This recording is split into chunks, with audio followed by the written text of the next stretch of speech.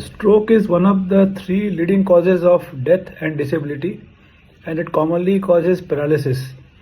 So even though there are good treatments available for treating stroke, it is best to avoid or try to reduce the risk.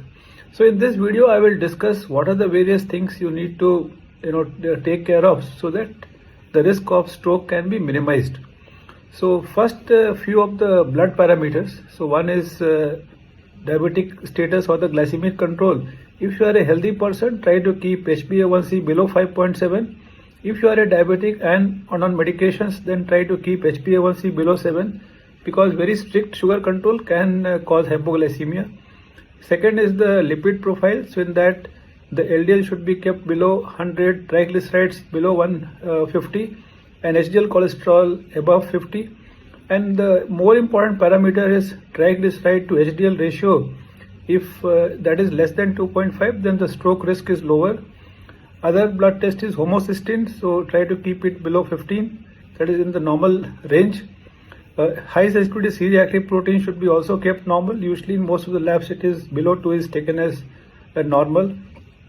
And then once we have looked at all the blood parameters, then also look at few other parameters which can be found out with physical examination.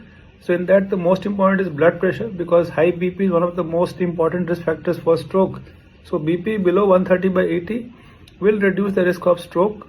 Heart rate is something we don't take care of, but even the heart rate, if it is lower, the risk of stroke is also lower.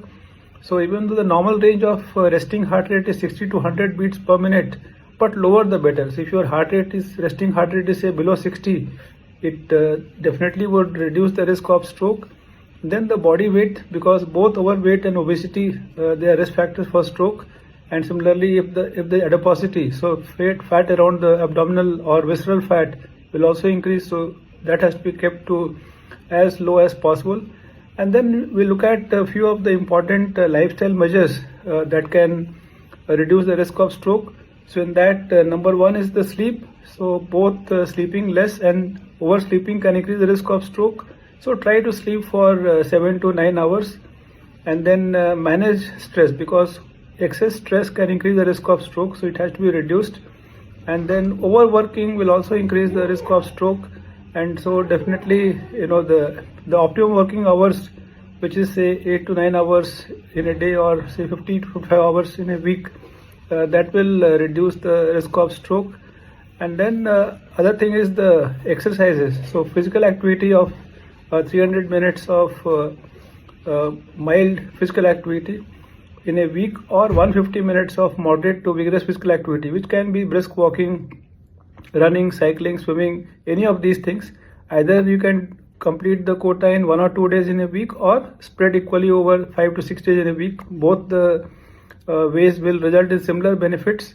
Strength training is also important, which should be done 2 or 3 days in a week, say 30 to 45 minutes.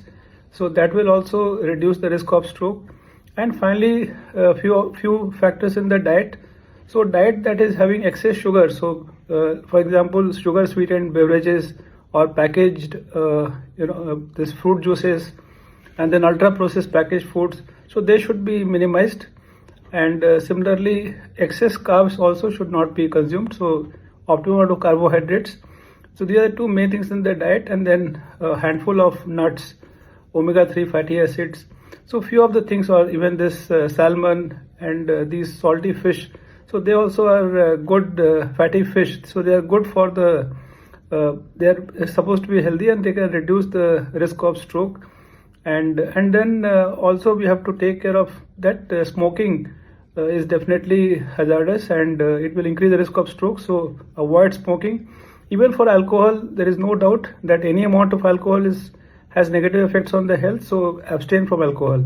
So if you take care of all these factors, definitely we can reduce the risk of stroke, because prevention is the best option, whether it comes to stroke or any other illness.